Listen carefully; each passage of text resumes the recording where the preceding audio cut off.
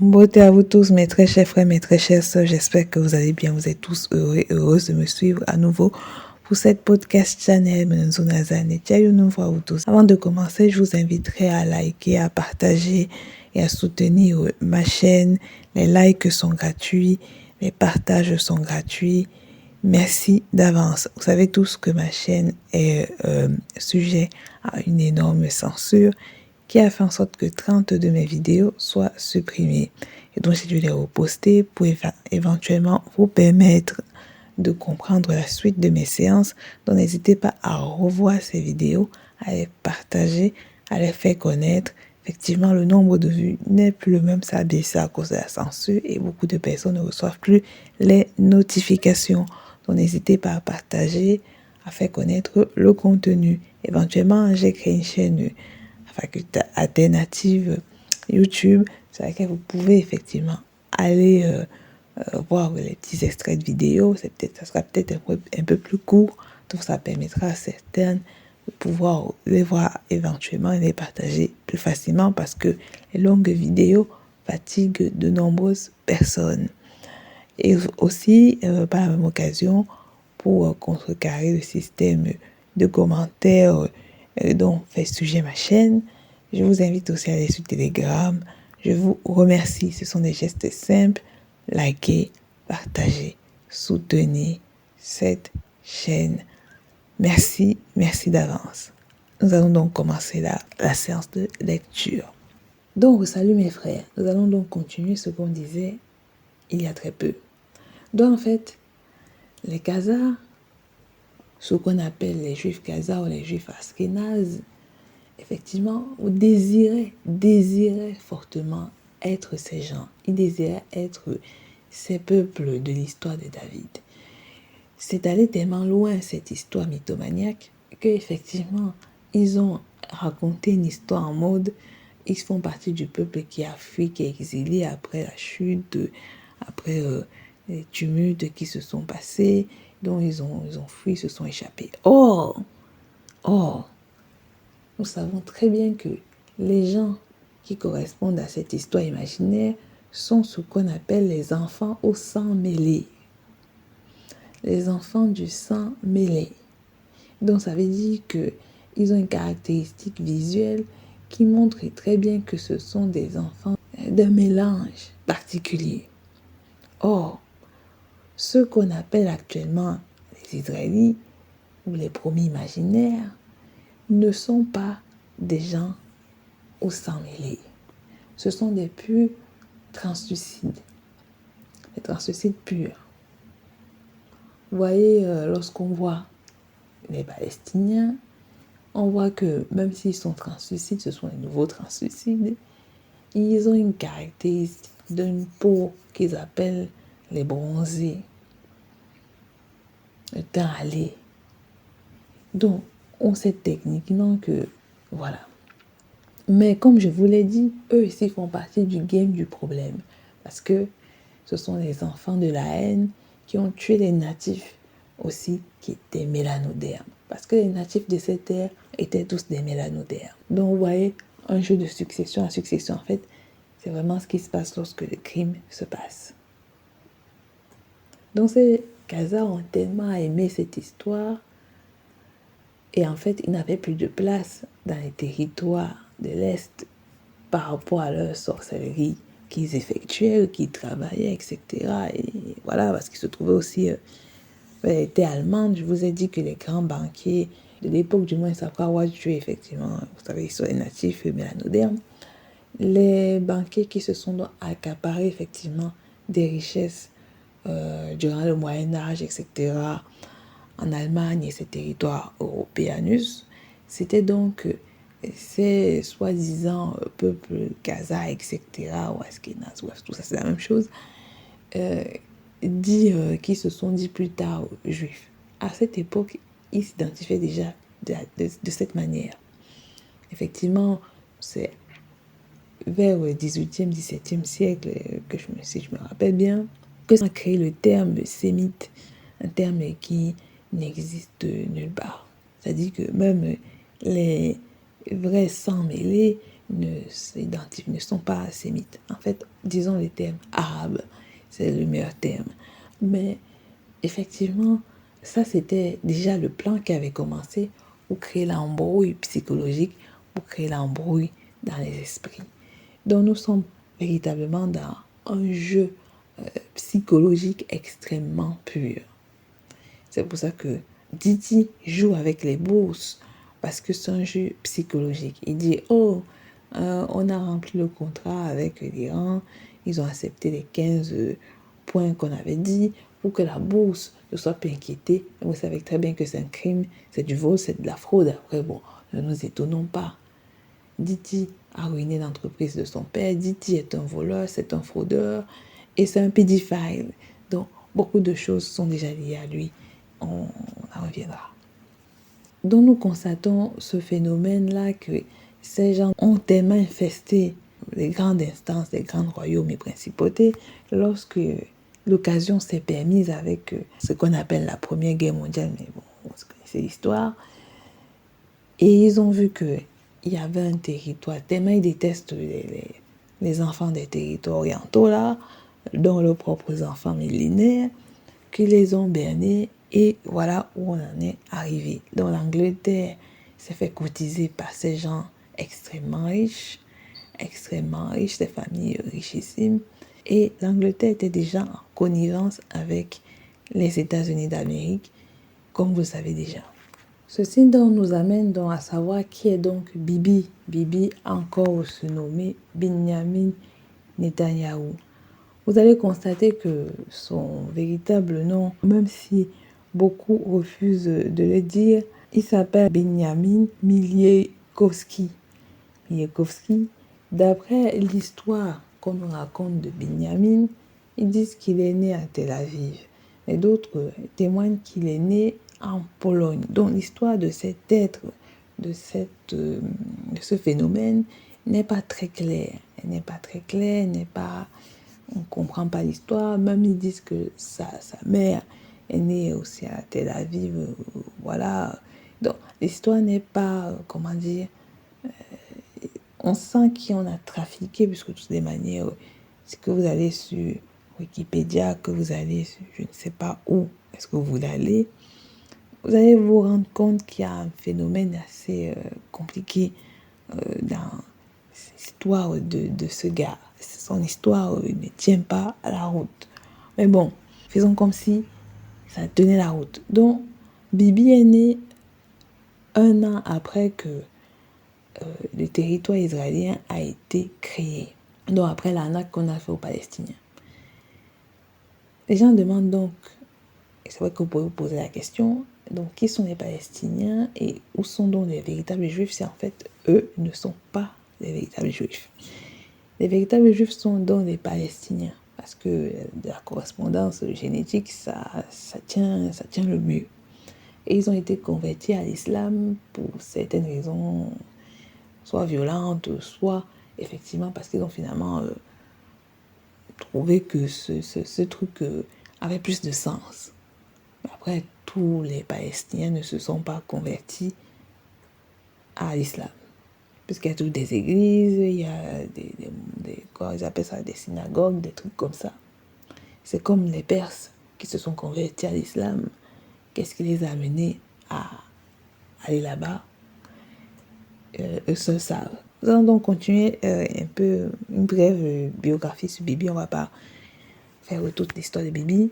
Donc Bibi, de son véritable nom, effectivement, Benjamin Miliekowski, c'est un homme politique qui a d'abord fait des études d'architecture, après il a fait le MIT. Au fur et à mesure des rencontres, des contacts, il a rencontré des personnes comme Ehud Barak, il a rencontré Sharon, Kushner. En fait, on se rend compte que ce sont les contacts qu'il a eus qui lui ont permis d'aboutir où il est. De base, il a fait le militaire, donc c'est un militaire. On fait des trucs très bizarres. C'est quelqu'un qui aime se montrer, qui aime le show, mais parce qu'en fait, lui-même, c'est une couverture, ça dit que c'est un produit laboratoire. C'est lui-même un envoyé du phénomène, c'est lui-même un monstre, c'est-à-dire c'est un militaire, donc en fait, à vrai dire, c'est un criminel. De base, c'est un criminel. Voilà. Son père, et c'est ça plutôt la chose la plus intéressante, son père était un historien. Bon, pas un historien de très bonne qualité. Son père, qui s'appelait Benzion Milewski, était un historien sioniste révisionnaire. Il était amoureux de l'histoire d'Israël. Il adorait cette histoire imaginaire, c'est ce peuple de grandeur, etc. Et donc, il a sûrement raconté à son fils la grandeur de ce peuple juif datant, parce que le programme voulait que ses enfants s'imprègnent de cette histoire. Et ensuite, il a fini par apprécier cette histoire et à s'identifier et donc à poursuivre cette mission. Nous reviendrons sur le nom métamorphosé de Netanyahou parce que vous constaterez que le suffixe Yahou est lié effectivement à la prononciation Yah. Il y avait une entité, un des Elohim. Donc, ce nom n'a pas été choisi par hasard. Il était, bon, après Neta, j'ai un peu oublié, mais ce nom a été choisi techniquement comme une espèce de spell, de sortilège, et ça lui donne de la force. Netanyahou. Donc, il ne faut pas prendre ces choses-là au hasard. Bibi, c'est quelqu'un qui a les renseignements sur tout.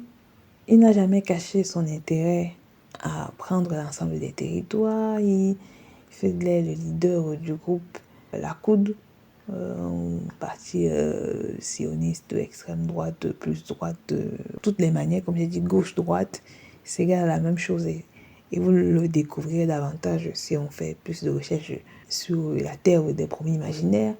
Vous vous rendrez compte que la gauche pense comme la droite, mais elle raconte une histoire un peu bizarre, mais c'est la même finalité avec son entreprise, parce que c'est une entreprise, effectivement, je vous ai dit que le pays imaginaire promis a eu toute cette légitimité parce que l'ONU a acté cela, et l'ONU c'est quoi? C'est l'Amérique, c'est l'Angleterre, et ce sont les grandes familles.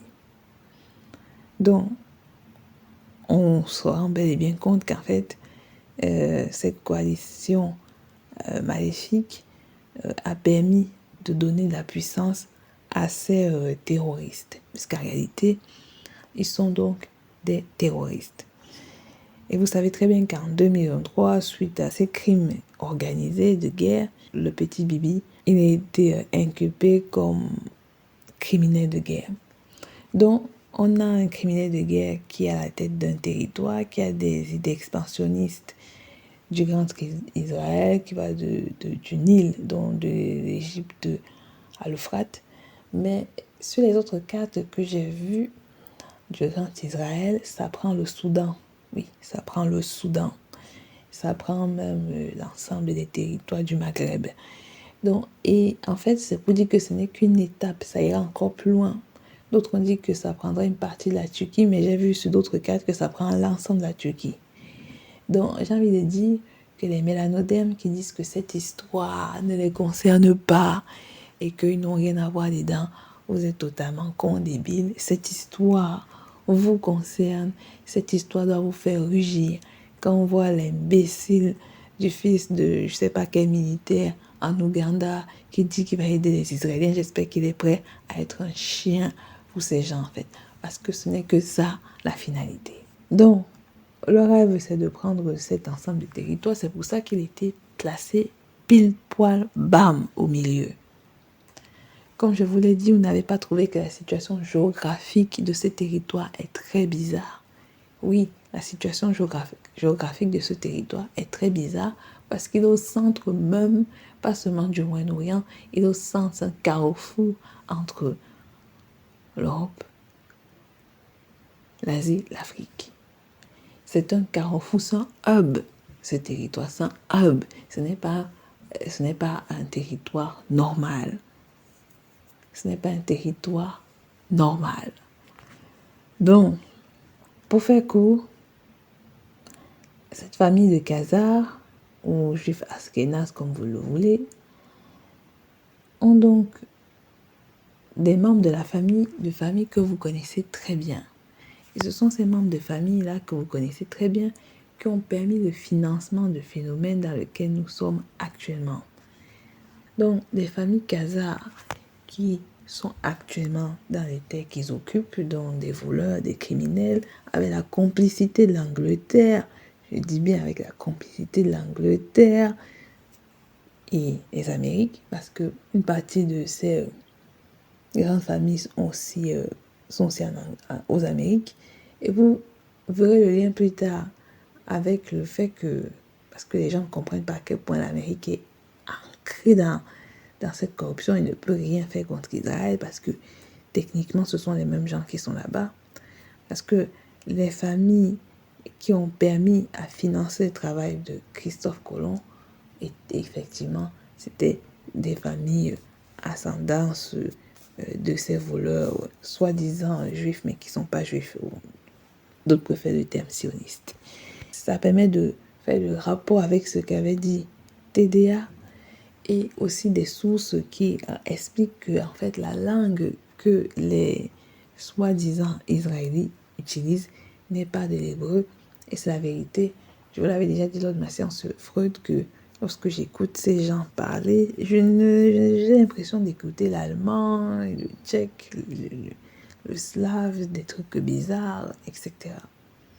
Puisque ces familles bizarres viennent de l'Ukraine, de tous ces machins, ces pays bizarres de l'Europe, Lituanie, Pologne, Tchécoslovaquie, Roumanie, blablabla. Là, en fait. Et donc, ils ont fait un regroupage linguistique mélangé de quelques terminologies hébraïques qu'ils ont compris. Voilà. Et ça fait ce langage imaginaire. Donc, c'est totalement une illusion pure. Je sais que des chrétiens perdus, des croyants perdus m'insultent, mais c'est pour ça que je vous dis d'éviter la religion. Parce que c'est entourloupe religieux et franchement, c'est d'entourloupe. Donc, nous avons des familles que nous connaissons certainement, les Ackerman, les Adler, les Berkowitz, Bloomberg, Bimbo, Bushbao, nous les connaissons. Il y a des familles Cohn, Dreyfus, Epstein. Je ne vais pas citer tous les noms des familles, je cite comme ça. Nous avons les Feinstein, Goldman, Glucksmann, Ginsburg. C'est leur véritable nom. Je ne dis pas leur nom hébraïcaisé, dont les Ochman, les Hirschfeld, les Hartmann, les Kabakov, les Klausner, les Kouchner, les Kravitz, Klein, des noms que vous connaissez, des familles que vous connaissez, Leibovitz, Levinsky, Mahmoud, on a Mintz, on a Mendelssohn, Oppenheimer, on a Perlman, Pollack, on a Rabinowitz, Hetznik, Rosenblum, des noms que vous connaissez sûrement, Rothenberg, Rothschild, comme par hasard. Mais la famille Murdoch, normalement, devait être là, mais vous savez, les Orsini, mais comme je vous ai dit, ce sont des gens qui savent se camoufler. Donc, ils se camouflent, ils prennent des noms de famille, modifient. Ce sont des gens que vous connaissez. Les Schlasman, les Kissinger, les machins là, les Spector, les Spielmann, les Skowski. Bref, tous ces gens-là, Wiseman, Wolf, Warburg, Winderberg, Timmerman, Zuckerberg. Donc, c'est des gens que vous connaissez. C'est un groupe de personnes, de malfaiteurs, de je sais pas quoi, qui s'accaparent les peuples, qui s'accaparent des univers des gens. C'est pour ça que les Iraniens les appellent les occupants, c'est-à-dire les gens qui prennent des terres, qui viennent s'asseoir là et ils disent « Oh, c'est chez nous, c'est chez nous ». Ils ne sont pas réellement là. Et ça explique le conflit ukrainien-russien. Le problème, c'est que ces gens sont tellement camouflés qu'ils sont dans la population ukrainienne réelle. Et donc, c'est pour ça que l'opération spéciale, là, pour le coup, c'est vraiment une opération spéciale. C'est pas comme ce qui se passe en Iran, qui est véritablement une guerre d'extermination. Disons-le, c'est une guerre de génocide. C'est un génocide, disons-le. Parce que, comme vous l'avez compris, les Américains ne font pas la guerre. Ils bombardent avec les Israéliens. Ils tuent les gens. En fait, ils ne sont pas intéressés par les cibles militaires. Ça ne les intéresse pas. Ils sont plus intéressés par le meurtre global. Je vous avais parlé du cas qui s'était passé au Nigeria. Ce n'était même pas là où était Boko Haram. Je pense que le gouvernement nigérien les a donné la localisation de Boko Haram, mais eux se sont dit, ah, le Niger nous intéresse. Ils ont bombardé à la frontière du Niger. Et je le rappelle, je vous ai dit qu'ils ont contacté le gouvernement nigérien 15 minutes avant. 15 minutes avant, c'est vrai que même si les Nigériens disaient stop, ils n'avaient pas obéi. Et puis de toutes les manières, je vous ai dit que le président nigérien, c'est un toxicomane. C'est un toxico qui a accepté le 1er mars, je crois, a fait alliance avec Israël parce que, bon, pour dire vrai, quand on regardait le début de conflit, la guerre israélo-américaine contre les Iraniens, tout le monde était en mode l'Iran va perdre, les gens ont commencé à signer des contrats avec les Américains, avec les Israéliens, sans comprendre que l'univers est très étrange. L'univers est étrange. Et donc les choses qu'on pense être évidentes ne le sont pas. Beaucoup sont même sûrement en train de regretter d'avoir signé des contrats, mais il est trop tard. Comment chasser les criminels? Parce qu'on ne sait pas qui sont nos ennemis. Oui, le Mossad a infiltré l'Iran, oui. Oui, ils ont tué les anciens leaders. Maintenant, il y a des nouveaux leaders. Après, il y en a encore beaucoup, parce que beaucoup sont là derrière, attendent leur part. Et oui, ils auront leur part. Quand on va tuer, si même ils tuent Abbas Arakchi, Mohamed Bagadaf, j'ai oublié le terme, excusez le terme, il y a d'autres derrière. C'est comme ça, c'est la vie. C'est la vie. Donc, l'opération spéciale russe est vraiment une opération spéciale parce que comme tout est mélangé, comme le vrai et le faux sont mélangés, donc on ne sait pas comment faire. Donc du coup, il faut vraiment avoir un service de renseignement poussé. Et oui, c'est comme ce qui se passe à Kamar. Le vrai et le faux est mélangé. Et ce n'est pas facile, on ne va pas bombarder pour bombarder. Ça, ce sont les criminels qui le font. Les criminels bombardent pour bombarder. Mais là, nous ne sommes pas dans ce type d'opération. Nous sommes dans une opération où il faut faire attention. Il faut faire attention. Donc, du coup, il faut observer. Mais je crois qu'on va arriver dans un moment où il faudra accélérer. Donc, la Russie va accélérer. Et voilà. Zelensky fait partie du problème parce que lui-même, c'est un sioniste criminel, un escroc, envoyé par ses familles-là. Parce que l'Ukraine avait décidé d'être une base de centres bactériologiques puissants, où en fait on crée des virus, etc., où on les crée, peut-être qu'on les crée encore. Donc l'opération doit effectivement être spéciale. Elle doit être spéciale parce que il y a des innocents, il y a les criminels mélangés dans la foule. Et donc, ça va pas être simple. Ça va pas être simple, mais ça va se faire. En Iran, on a les espions de ces gens-là.